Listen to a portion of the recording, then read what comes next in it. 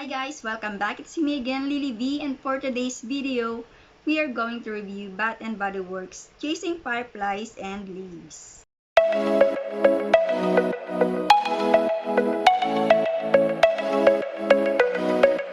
Unahin natin si Chasing Fireflies. Itong decant nga pala na ito, nabili ko nga pala sa shop na ito. Di-display ko na lang sa screen at yung shop link ilalagay ko na lang sa description box. So this is Chasing Fireflies, fragrance notes, golden pear, jasmine blooms, and illuminated wood. May mga nagsasabing amoy insect repellent daw si Chasing Fireflies. Dahil dyan, meron tayo ngayon dito mga insect repellent. Iko-compare natin kung amoy insect repellent nga ba si Chasing Fireflies.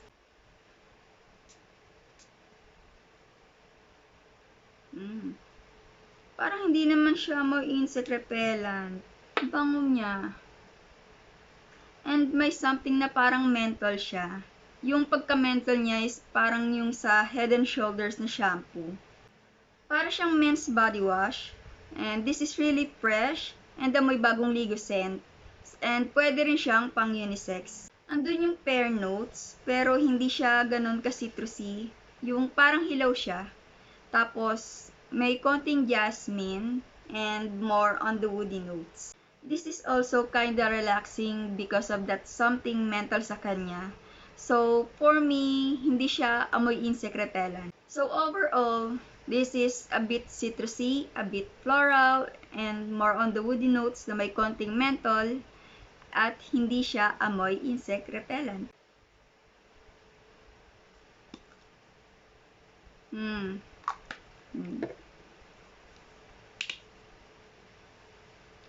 Hindi siya amoy insect repellent. Mabango siya. Next natin ay ang leaves.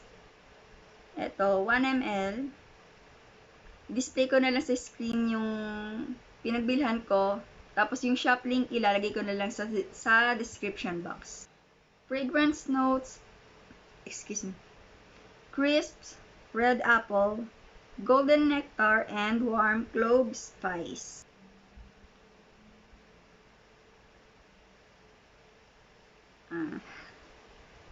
Okay. Wait na lang muna natin mag-dry down. Para kasi siyang ano yung ginagamit sa panghilot?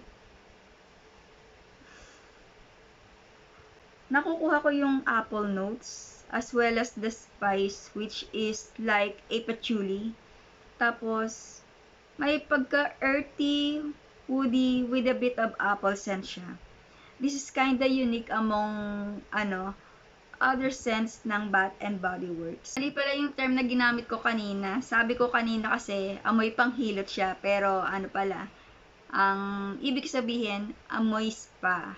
Amoy spa siya, and this is straightforward, earthy, woody scent.